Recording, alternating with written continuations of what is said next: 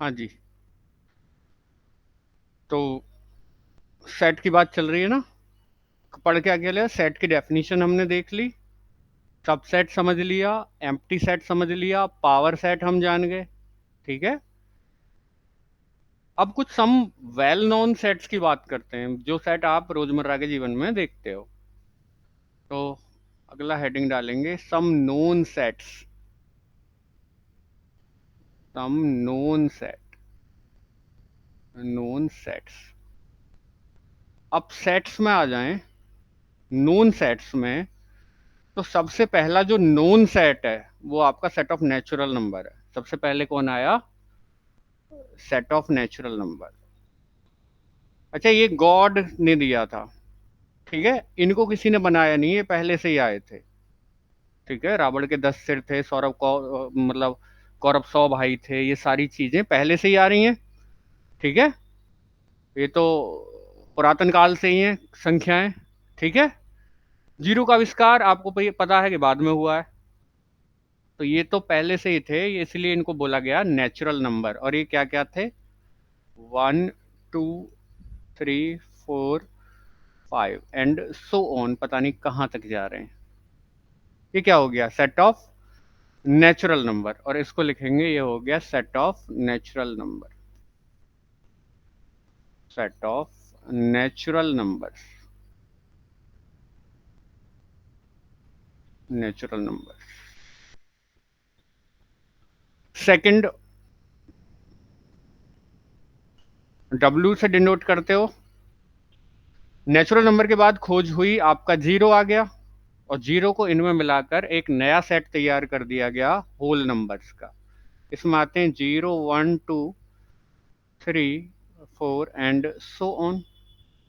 और ये हो गया set of whole numbers. Set of whole numbers. कोई परेशानी नहीं। अब जब यहां तक काम हो चुका था कि नेचुरल नंबर का सेट आ गया, होल नंबर का सेट आ गया, क्योंकि पहले नेचुरल नंबर का सेट आया, फिर उसके बाद जीरो का आविष्कार हो गया, तो ये बन गया। ठीक है। फिर इक्वेशंस पर काम होना शुरू हुआ, और इक्वेशंस पर काम होते होते समस्या यहां आकर अटक गई कि x+1 = 0, कि इसका सॉल्यूशन क्या हो। ठीक है, ऐसे टाइप के इक्वेशंस का सॉल्यूशन नहीं मिल पा रहा था। ठीक है। तो अगर आपको इनका सॉल्यूशन बताना है, इन इक्वेशंस का सॉल्यूशन बताना है, तो नए नंबर इजाद करने होंगे। और वहीं से जन्म हुआ नेगेटिव नेचुरल नंबर्स का। ठीक है, क्योंकि इसका सॉल्यूशन फिर आप क्या लोगे? x = -1। और यहां से किसका जन्म हो गया? निगेटिव नेचुरल नंबर्स का। और ये होल नंबर सारे ले लिए, और साथ में नेगेटिव नेचुरल नंबर और ले लिए। इसी से तैयार हो गया आपका सेट ऑफ इंटीजर्स। तो नंबर 3 में रहेगा सेट ऑफ इंटीजर्स, जिसको डिनोट करेंगे आई से या जेड से। और ये सेट खुलेगा, चलता चला आता है माइनस इन्फिनिटी की तरफ से, -3, -2, -1, 0, 1, 2, 3 एंड सो ऑन। और इसको लिखा जाएगा कौन सा set? Set of integers. Set of integers.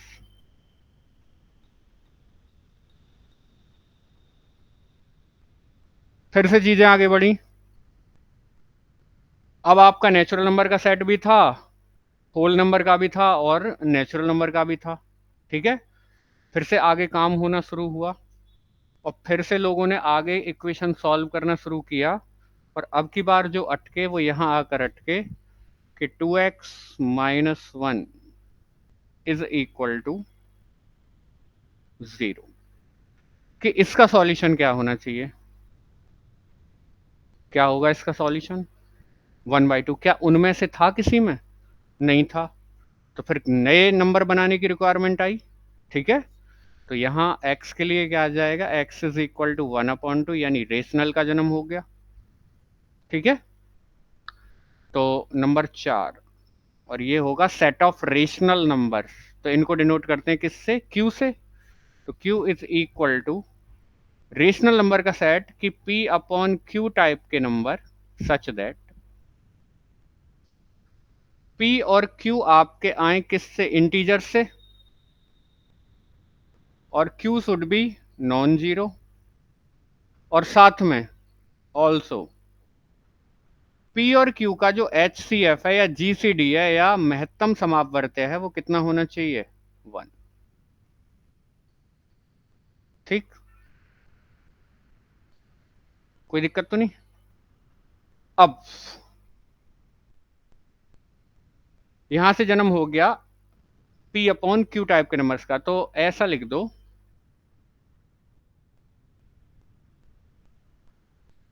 कि X इज इक्वल टू कि ऐसे नंबर जो P अपॉन Q की फॉर्म में लिखे जा सकते हो, जहां P और Q किससे आ रहे हो, सेट ऑफ इंटीजर से, Q कैसा हो, नॉन जीरो, और साथ में P और Q का HCF बोल दो, GCD बोल दो, या महत्तम समापवर्त्य पढ़ा हुआ होगा हिंदी वालों ने, वो क्या होना चाहिए, 1। और अगर और ज्यादा शुद्ध भाषा में बात करूं कि P और Q को भाग करने वाले सबसे बड़ी संख्या क्या होनी चाहिए, 1। ठीक है, सपोज 2 आ रहा है, तो 2/4 लिखा तो जाएगा इसमें, लेकिन इस फॉर्म में नहीं लिखा जाएगा, क्योंकि अभी इन दोनों को भाग करने वाली सबसे बड़ी संख्या कौन नजर आ रही है, 2। 2 इसको भी भाग कर सकता है, 2 इसको भी, तो दोनों का GCD 1 नहीं है, तो ये भी लिखा जा सकता है 1/2, और हाँ इस रूप में रखा जाएगा, क्योंकि अब इन दोनों को भाग करने वाली सबसे बड़ी संख्या कौन नजर आ रही है, 1। क्लियर, क्योंकि अगर आप इस कंडीशन को नहीं लगाते तो 1/2 भी जाता इसमें और 2/4 भी जाता, दोनों जाते इसमें, लेकिन दोनों अलग अलग नहीं है, दोनों एक ही चीज है। तो एक ही चीज सेट में कितनी बार रख जाती, 2 बार, और आगे कोई और होता 3/6 ये भी रख जाता, तो एक ही चीज सेट में हजारों बार रख दी जाती, इन्फानाइट टाइम रख दी जाती, और बनाते चले जाओ आप ऐसे ही। तो इन सब की जगह अगर एक यूज करना है तो P अपॉन Q का GCD शुड बी 1। क्लियर होगी बात, ठीक है। तो ऐसे डिफाइन करेंगे आप किसको, सेट ऑफ रेशनल नंबर्स को, ये हो गए सेट ऑफ रेशनल नंबर्स।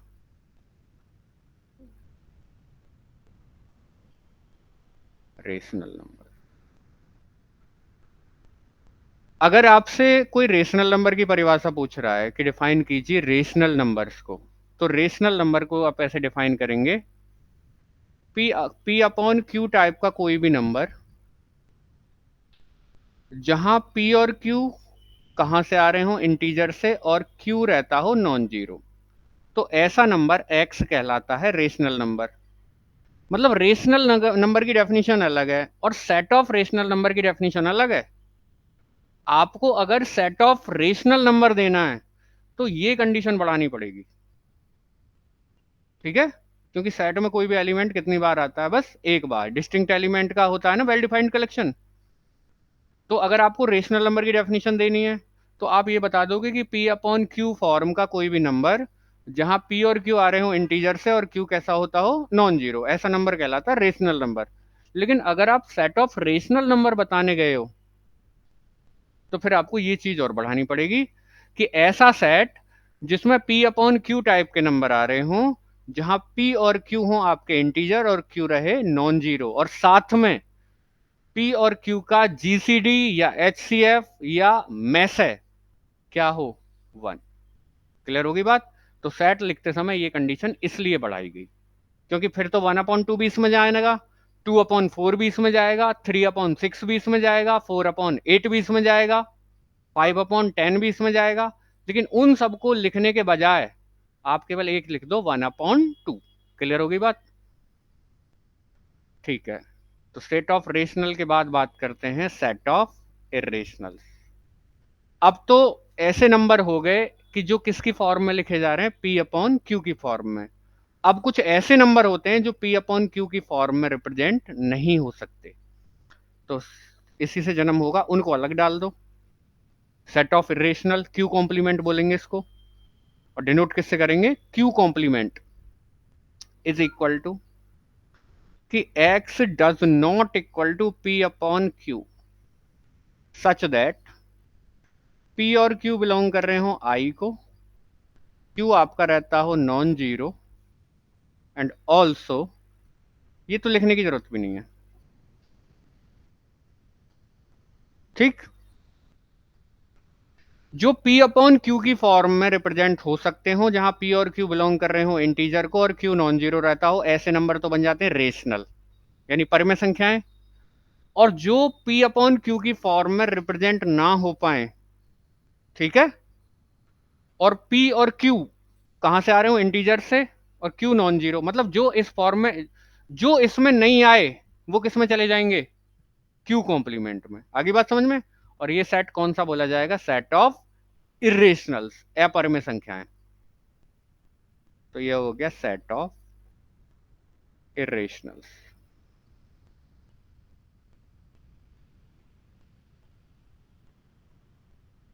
कोई दिक्कत। मैंने एक नंबर लिया स्क्वायर रूट ऑफ टू, क्या हो सकता है P अपॉन क्यू की फॉर्म में, क्यों, क्यों नहीं हो सकता। आप इसको ऐसे नहीं लिख सकते, square root of two upon one, हो गया जी, हो गया ना, हो गया। हाँ, ये P अपॉन क्यू में जरूर लिख गया, लेकिन P और Q कहाँ से नहीं आ रहे, इंटीजर से, ये इंटीजर नहीं है, तो इसलिए रूट टू कहाँ जाएगा, इसमें जाएगा Q कॉम्प्लीमेंट में। आगे बात समझ में। ऐसे रूट थ्री, रूट फाइव, ई पाई, पाई हो गया आपका, पाई रेशनल है इरेशनल है, व्हाट इज पाई, हम्म, क्यों,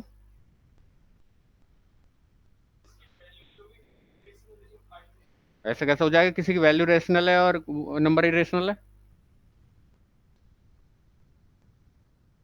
पाई जो नंबर है आपका रेशनल है या इरेशनल है, इरेशनल है, रेशनल है, क्यों, कारण होगा, कारण दो ना। अगर रेशनल है तो क्यों रेशनल है, और इरेशनल है तो क्यों इरेशनल है। अलग पेज पर कर लेते हैं बात। वैल्यू वाला कौन था, पाई की वैल्यू कौन बता रहा था, कितनी होती है, 22/7, 3 पॉइंट,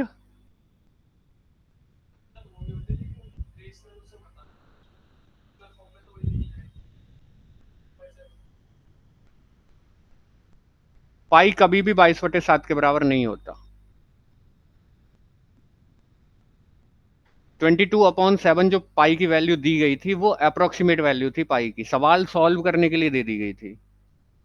जब आप डेसिमल वगैरह से ज़्यादा परिचित नहीं थे, आपको मल्टीप्लाई में कठिनाई ना हो, तो इसलिए पाई की उन्होंने एक लगभग मान दे दिया था छोटी क्लासेस में, 22/7, लगभग मान। लगभग मान क्यों था, अगर पाई की एग्जैक्ट वैल्यू की बात करूं, तो pi is equal to 3.141596 and so on, जीवन भर चलता चला जाएगा, ठीक है, ये कभी भी नहीं रुकने वाला। और इसमें अब वो आएंगे हम, जब वो बात डिस्कस होने लग गई, नॉन रिपीटिंग नॉन टर्मिनेटिंग, ये बात भी कहीं ना कहीं सुनी हुई होगी लगभग। भाई रेशनल और इरेशनल पहचानने का एक तरीका और है, कौन सा, नॉन रिपीटिंग और नॉन टर्मिनेटिंग, ठीक है। नॉन रिपीटिंग और नॉन टर्मिनेटिंग जो नंबर होते हैं वो इरेशनल होते हैं।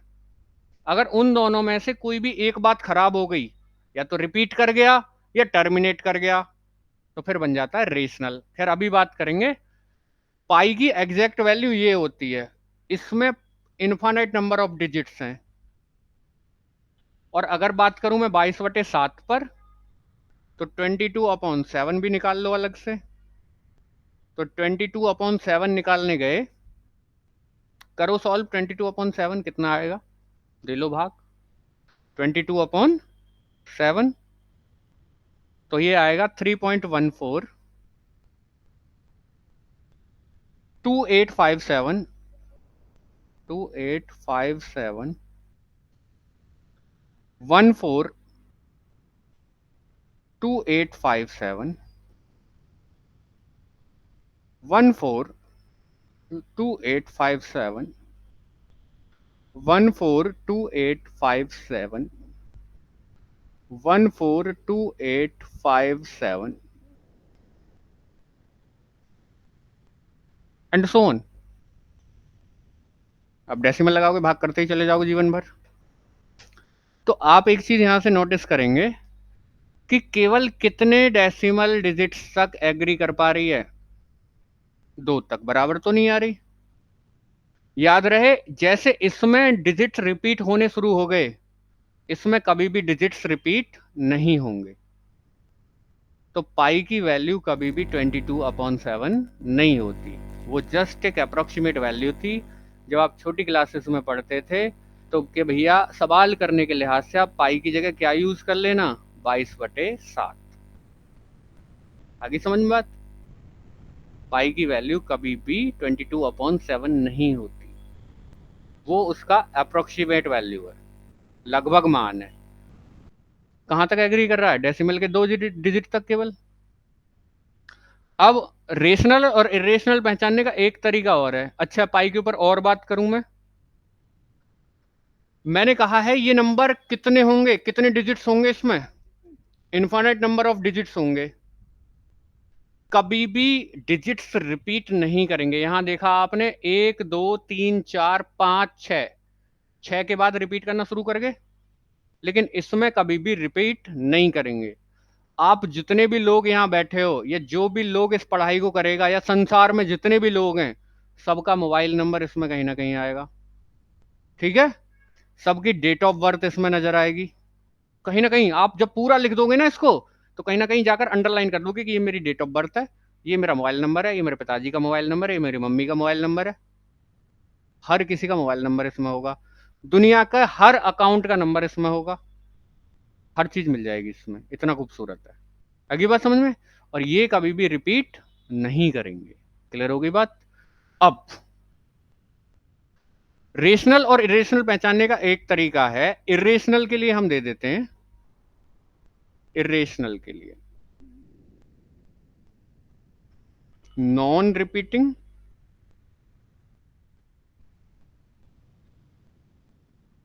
And non terminating. ठीक है जी?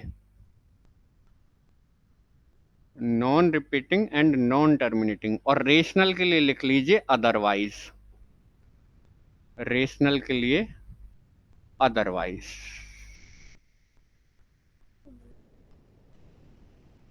टर्मिनेटिंग का मतलब है खत्म हो जाना।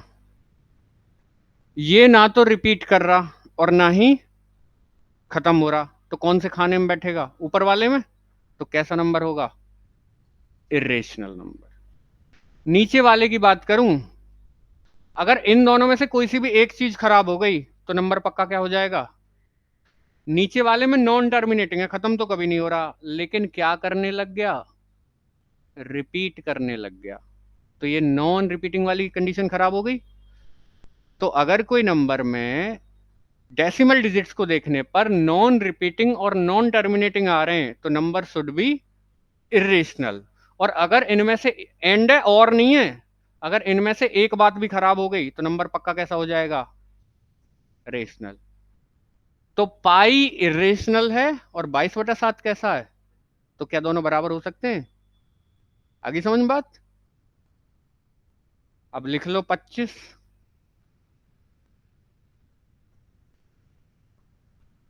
टर्मिनेट भी हो गया और ना रिपीट कर रहा। तो ये कंडीशन दोनों में से मतलब दोनों तो एक साथ इसमें जस्टिफाई नहीं हो पा रही। टर्मिनेट हो रहा है ना, तो एक कंडीशन खराब हो गई, तो पक्का कैसा होगा ये? रेशनल। ऐसे 5 भी कैसा होगा? रेशनल होगा। 3/4 को लिख लो।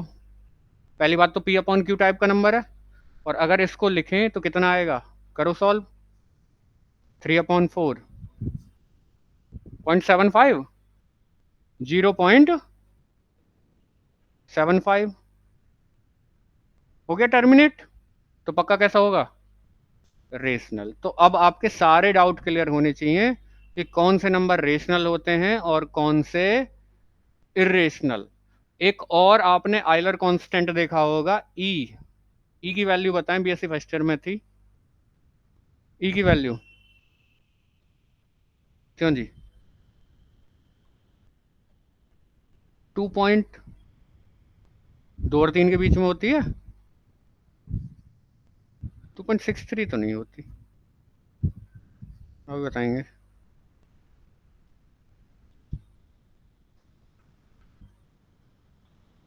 2.71, 2.7182 एंड सो ऑन। इसमें भी वही रहेगा, ये भी ना तो कभी टर्मिनेट करेगी और ना ही इसमें कभी भी ये डिजिट्स रिपीट करने वाले। तो ये पक्का कैसा होगा? जोर से क्यों नहीं बोलते हो? इरेशनल होगा। जब आपको क्लियर है तो जोर से बोलिए, कैसा होगा ये? इरेशनल। ठीक, तो ये कॉन्सेप्ट क्लियर हो गया रेशनल और इरेशनल का। बैक वहीं चलते हैं जहां काम कर रहे थे। तो क्यू कॉम्प्लीमेंट सेट यानी जो इस खाने में नहीं बैठते, जो पी अपॉन क्यू की फॉर्म में रिप्रेजेंट नहीं करे जा सकते, जहां पी अपॉन क्यू आ रहे होंगे रेशनल से, तो फिर वो इस खाने में डाल दिए जाते हैं और ऐसे नंबर कहलाते हैं इरेशनल, और इनका सेट कहलाता है set of irrational numbers. Clear होगी बात? अच्छा, रिक्वायरमेंट क्यों पड़ी? रिक्वायरमेंट इसलिए पड़ी कि आपने जब इस इक्वेशन को सॉल्व करना चाहा, या फिर इसकी बात करूं कि एक्स स्क्वायर -1 मत करो, -2 इज इक्वल टू 0, कि इसका सॉल्यूशन क्या हो। रेशनल का तो निकाला था 2x-1 करके, इसका सॉल्यूशन क्या हो? तो इसका सॉल्यूशन आएगा x is equal to plus minus square root of 2। तो यहां से जरूरत पड़ गई आपको कौन से नंबर्स की? इरेशनल नंबर्स की। होगी कहानी क्लियर? नंबर 6 पर चलते हैं। अब की बात बनाते हैं सेट ऑफ रियल नंबर, और ये बनेगा Q यूनियन Q कॉम्प्लीमेंट। सारे रेशनल ले लो और सारे इरेशनल ले लो, दोनों को एक जगह मिलाकर कौन सा सेट तैयार हो जाएगा? Set of real number. ठीक है, ये ऊपर वाले जितने भी थे ना, यहां से ऊपर वाले जितने भी हैं, ये सब इसमें कंटेन होंगे। ठीक है, इतने तो आएंगे रेशनल के खाने में, और ये हो गए इरेशनल, और इन सब का यूनियन किस में बैठा हुआ है? आर में। तो ऐसे करके डिफाइन कर सकते हो आप अपना set of rational number, sorry real number, set of real number. कोई दिक्कत है यहां तक? अब फिर से आए, ये काम करना हमने जारी रखा और आगे काम किया, तो अब की बार इक्वेशन यहां पहुंची कि x square plus 1 is equal to 0। तो x इज इक्वल टू क्या आएगा जी? पहले तो सॉल्व भी कर लो कि x square is equal to -1। क्या कभी किसी नंबर का स्क्वायर नेगेटिव हो सकता है? कभी किसी नंबर का स्क्वायर नेगेटिव हो सकता है? रियल वर्ल्ड में तो ये पॉसिबल नहीं है। तो अब तक मैंने जितने भी नंबर बनाए थे, इन नंबर्स में से किसी का भी स्क्वायर कभी भी नेगेटिव नहीं हो सकता। तो फिर मुझे नया नंबर इजाद करने की जरूरत थी कि कोई ऐसा नंबर हो जिसका स्क्वायर क्या आ रहा हो? निगेटिव आ रहा हो। तो यहीं से जन्म होगा किसका? आयोटा का। तो x is equal to plus minus i, या फिर ऐसे लिख लो कि x is equal to plus minus square root of -1। This implies x equal to plus minus i. तो यहां से आयोटा का जन्म हो गया, और इस आयोटा की हेल्प से आप एक नया सेट डिफाइन कर पाओगे, नंबर 7 सी। और ये सी ऐसे बनेगा कि x plus iota y type के नंबर, जहां x और y बिलोंग कर रहे हो सेट ऑफ रियल नंबर को, ये सेट कहलाता है आपका set of complex number. Set of complex number. ठीक है, जरूरी चीज क्या है? किस फॉर्म के होने चाहिए? x प्लस आई वाई की फॉर्म के होने चाहिए, और x और y किसको बिलोंग कर रहा हो? रियल सेट को। तो अब आप कुछ नंबर बताएं क्या 5 इसमें बिलोंग करेगा? क्यों? 5 क्यों बिलोंग करेगा इसको? इस सेट में 5 आएगा या नहीं आएगा? क्यों? वाई की जगह क्या रख देंगे? 0। मतलब 5 को आप ऐसे लिख सकते हो, 5 + i × 0। ठीक है। क्या आई इसमें बिलोंग करेगा? आई इसमें बिलोंग करेगा? कैसे? एक्स की वैल्यू 0 और वाई की 1। हाँ जी, बिल्कुल बिलोंग करेगा। क्या 3i इसको बिलोंग करेगा? करेगा। एक्स की वैल्यू 0 और वाई की 3। ठीक है जी। तो ये कुछ वेल नोन सेट्स हैं, set of natural number, set of whole number, integer का सेट, रेशनल नंबर का सेट, इरेशनल्स का set, set of real number और सेट ऑफ कॉम्प्लेक्स नंबर। ठीक है, आगे फील्ड में जरूरत पड़ेगी इन तीन की। ये 3 फील्ड बन जाते हैं, ये नोन फील्ड हैं। कौन कौन से? रेशनल का, रियल का और कॉम्प्लेक्स का। ये प्लस और मल्टीप्लाई के लिए क्या बन जाते हैं? फील्ड बन जाते हैं, नोन फील्ड है ये। ठीक है, सेट ऑफ इंटीजर नहीं बनता प्लस और मल्टीप्लाई के लिए फील्ड, वो केवल इंटीग्रल डोमेन बन पाता है। यहां तक कोई परेशानी तो नहीं? तो ये कुछ हो गए सम नोन सेट्स। ठीक है, तो आपका सेट यहीं खत्म हो रहा है। ठीक है, हालांकि सेट में कुछ ऑपरेशंस भी हैं जैसे डिस्ट्रीब्यूटिव वगैरह, लेकिन वो मेरे काम की फिलहाल नहीं है, उन्हें आप 12th में पढ़कर आए हो। ठीक है जी। हाँ, मुझे उन चीजों को मैं दे रहा हूं जो हमें किस में जरूरी है? ग्रुप पढ़ने के लिए जरूरी है। ठीक है, आगे बढ़ते हैं। आगे आ जाओ, बात करते हैं आगे रिलेशन की।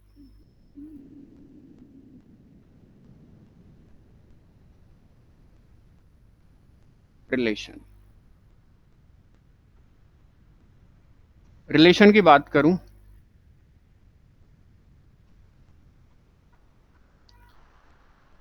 देखिए रिलेशन के लिए पहले तो आप तो रिलेशन होना सेट पढ़ोगे, क्योंकि आपको तो ग्रुप में देखना है, एक ही सेट होगा वहां। लेकिन रिलेशन की जो डेफिनेशन दी जाएगी वो 2 सेट पर दी जाएगी।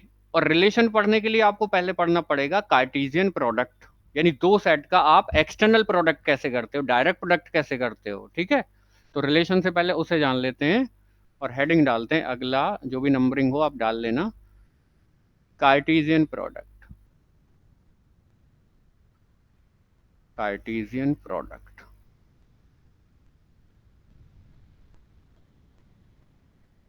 या एक्सटर्नल प्रोडक्ट भी बोल सकते हैं, external product.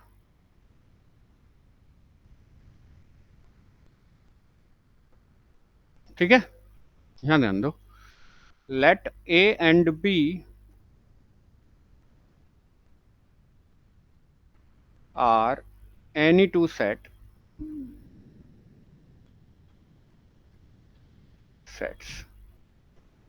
then the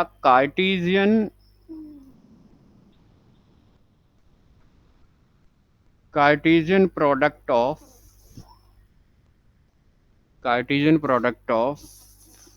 A and B,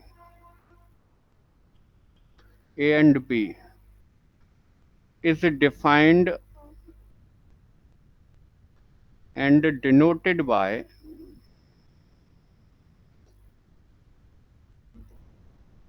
A cross B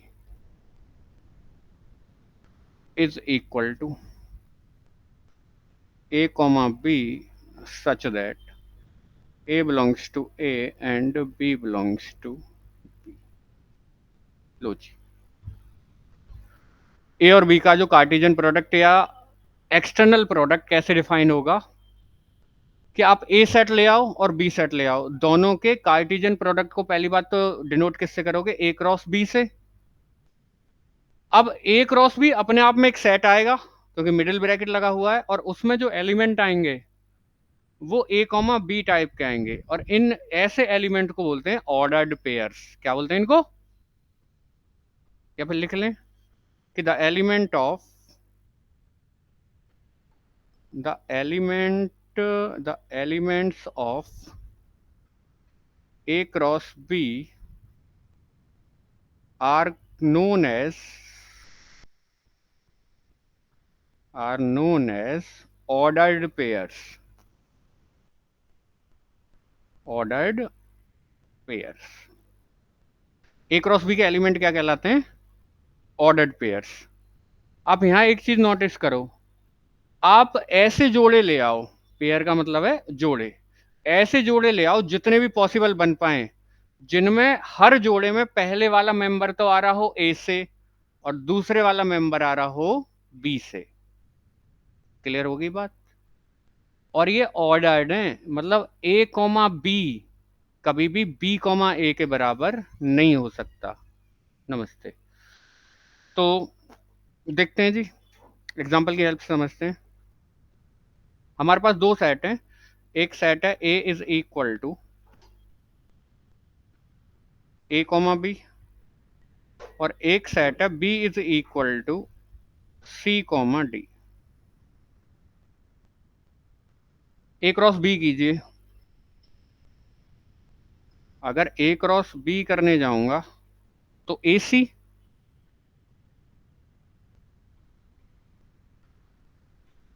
B C नहीं होगा, बी सी बाद में आएगा. पहले ए डी, बी सी और बी डी. ये चार पॉसिबल कॉम्बिनेशन बन सकते हैं, ये चार जोड़े बन सकते हैं. और प्रत्येक जोड़े में जो पहले वाला है वो ए से आ रहा होगा और दूसरे वाला कहां से आ रहा होगा? बी से. क्लियर हो गया? वही तो डेफिनेशन थी. किसकी? एक्सटर्नल प्रोडक्ट की या कार्टेशियन प्रोडक्ट की. तो दो सेट का कार्टेशियन प्रोडक्ट करना सीख गए. कोई परेशानी यहां तक? अच्छा. और इन एलिमेंट्स को क्या बोला जाता है? Ordered pairs. ये बात आप नहीं बोलनी चाहिए हो. इन एलिमेंट्स को क्या बोला जाता है? Ordered pairs. अच्छा, ऑर्डर्ड का मतलब ये है कि 1,2 कभी भी बराबर नहीं होता 2,1 के. ऑर्डर चेंज हो गया ना, क्रम बदल गया. ठीक है. ये जो पेयर होते हैं ये कैसे होते हैं? ऑर्डर्ड में क्रम में होते हैं. अगर आप 1,2 को कभी भी 2,1 नहीं लिख सकते. 1,2 एक अलग चीज है और 2,1 एक अलग चीज है. हाँ जी, सेट के केस में हो सकता है. आपका ए बी सी सेट लिखा हुआ है, इसको बिल्कुल लिख दो बी ए सी. यहाँ क्रम बदल सकते हो, ये दो दो के लिए कर लो. ए कॉमा बी बराबर हो सकता है बी कॉमा ए सेट के. तो इस सेट की बात अलग है. और ये क्या है? Ordered pairs. सेट अनऑर्डर्ड होते हैं. सेट में कोई सा एलिमेंट कहीं लिख दो, कोई फर्क नहीं पड़ेगा. लेकिन ऑर्डर्ड पेयर में कभी भी चेंज नहीं कर सकते. 1,2 और 2,1 दो अलग चीजें हैं. कोई दिक्कत यहाँ तक? चले आगे. ये 12वीं क्लास चल रही है. 12वीं क्यों, 11वीं चल रही है मान लो. क्लियर हो गए यहाँ तक? कोई और एग्जाम्पल उठाएं.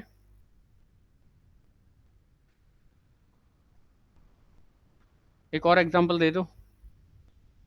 अब की बार ए मेरा है सिंगलटन ए और बी मेरा है 1,2.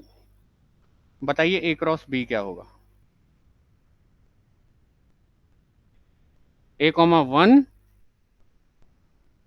और ए कॉमा 2. आगे समझ बात? कोई प्रॉब्लम यहां तक? तो दो सेट का प्रोडक्ट करना सीख गए. पहले इसको लेते हैं, इसके दोनों लिख देते हैं उसके साथ, फिर अगला हो तो उसके साथ लिख देते हैं जो यहाँ किया हुआ है काम. ठीक है. एक नोट लेकर काम आगे बढ़ाते हैं. नोट यहां भी आएगा. Note, note number 1. If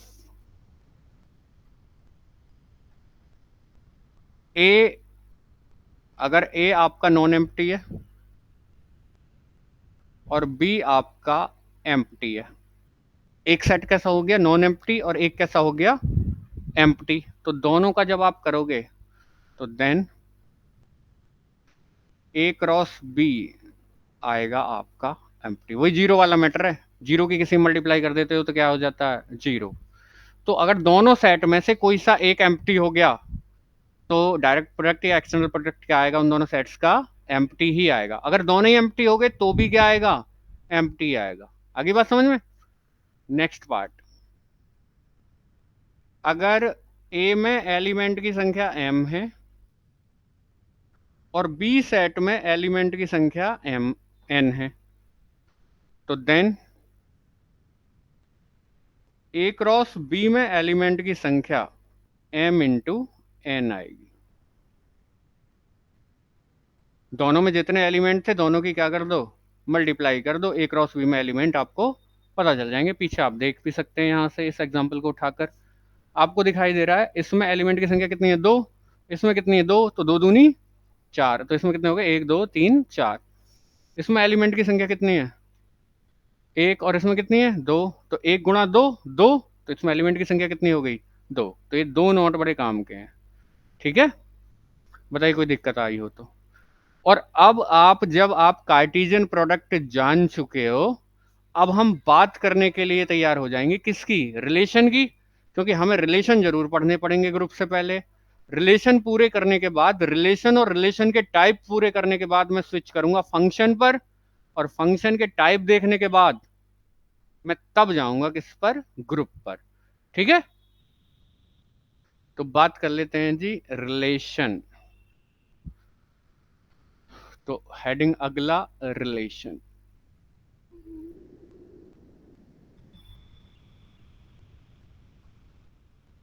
relation, let a and b are be any two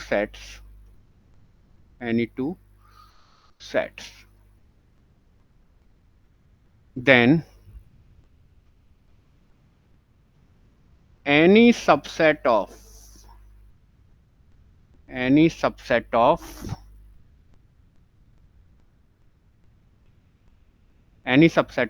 a cross b is called a relation from a to b। इतनी सी डेफिनेशन है रिलेशन की। आपके पास दो सेट हैं, मुझे फर्क नहीं पड़ता एम्प्टी है नॉन एम्प्टी है, ठीक है।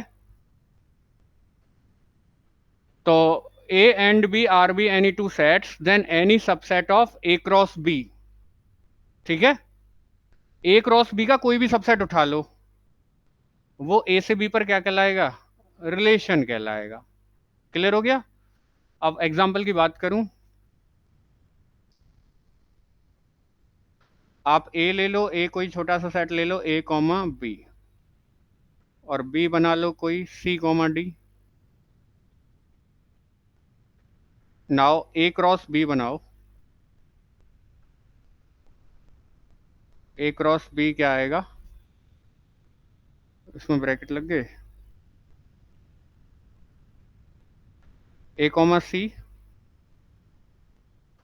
a comma d, b comma c, और b कॉमा d। ठीक, इसका कोई भी सबसेट उठा लो, लेट r, उठाओ जी इसमें से कोई भी एलिमेंट, एक या दो या तीन या चार, उठाओ सबसेट बनाने के लिए। एक तो पहला उठा लिया, हाँ, और तीसरा, चलो चौथा भी उठा लेते हैं। तो आपको एक चीज दिखाई दे रही है कि clearly R is a subset of A cross B। और डेफिनेशन क्या कहती है कि A क्रॉस B का कोई भी सबसेट आ जाओ, वो क्या बन जाता है, कहां से कहां तक, A से B तक। तो दिस इंप्लाइज R, यानी ये set R be a relation from A to B। जब फंक्शन की बात करूंगा तो सेट्स को नॉन एम्प्टी लेकर चलूंगा, ठीक है। जब फंक्शंस की बात करूंगा तो सेट कैसा होना चाहिए, नॉन एम्प्टी। तो आर क्या बन गया जी, रिलेशन बन गया। आप रिलेशन में देख लो, इस सेट के मेंबर्स का रिलेशन इससे है, ए का रिलेशन सी से है, मतलब ए रिलेट कर रहा है सी को, बी भी रिलेट कर रहा है सी को, और बी रिलेट कर रहा है डी को। ये फंक्शन नहीं बन पाएगा क्योंकि यहाँ बी की दो इमेज आ रही हैं, बी की इमेज सी भी आ रही है और बी की इमेज डी भी आ रही है। खैर अभी इन बातों को नहीं करते हैं, ठीक है, फंक्शन के ऊपर नहीं सोचते हैं, फंक्शन की अलग से डेफिनेशन देंगे, ठीक है। तो आपको क्लियर हो गया रिलेशन, ठीक है। और कोई एग्जांपल भी दे सकते हैं रिलेशन का। एग्जांपल नंबर 2 उठाएं। Suppose to be a define कर रखा है मैंने 1 2 3, और बी डिफाइन कर रखा है 3। कर सकता हूँ, कोई दिक्कत नहीं है मुझे। ए क्रॉस बी बनवाइए, ए क्रॉस बी। अगर ए क्रॉस बी बनाए 1,3 2,3 एंड 3,3, अब इसका कोई भी सबसेट उठा लो कि let R is equal to, खाली इतना ही उठाया 1,3, तो सीधी सी बात है कि हेयर आर आर सबसेट है किसका, ए क्रॉस बी का। तो this implies R be R relation from A to B, ठीक है। एग्जाम में डायरेक्ट क्वेश्चन आते हैं, ये जो टीचिंग लेवल के एग्जाम्स होते हैं इनमें डायरेक्ट क्वेश्चन आते हैं कि बताइए कि ये रिलेशन है या नहीं ए से बी पर, ऐसे करके एक सेट दे देगा, ठीक है। ये सेट दे देगा और पूछेगा कि ये रिलेशन है या नहीं। तो आप पहले सेट दोनों आपके पास होंगे, आपके पास दोनों सेट होंगे, तो ए क्रॉस बी तैयार करेंगे। अगर ये जो दिया हुआ है इस ए क्रॉस बी का ही सबसेट है तो पक्का क्या होगा, रिलेशन। अब मैं ऐसा भी एग्जांपल दे दूंगा जो रिलेशन नहीं होगा, मैंने एग्जांपल दे दिया, मैंने एग्जांपल दे दिया कि r इज इक्वल टू 3,1, बताइए रिलेशन है या नहीं। आपको पता है कि r इसके अंदर कंटेन नहीं है, तो ये वाला रिलेशन नहीं है ए से बी पर। क्लियर होगी बात। बताइए कोई दिक्कत आती हो तो रिलेशन में। रिलेशन आपका खत्म नहीं हुआ, शुरू ही हुआ, ठीक है। कभी ये समझ रहे हो खत्म हो गया। अब रिलेशन यहां कितने सेट्स पर पढ़ रहे हो आप, कितने सेट शामिल हैं, कितने सेट शामिल हैं यहाँ डेफिनेशन में, दो सेट शामिल हैं, ठीक है। अब रिलेशन एक सिंगल सेट पर पढ़ेंगे हम, मतलब उसमें ए और बी दोनों की जगह कौन लिया जाएगा, ए ही लिखा जाएगा।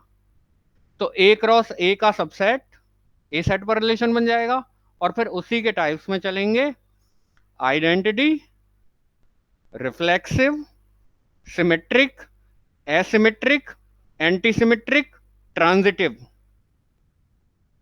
और फिर जो रिफ्लेक्सिव, सिमेट्रिक और ट्रांजिटिव हो गया वो इक्विवेलेंस, और यहां जाकर खत्म होंगे आपके relations, relation on a set.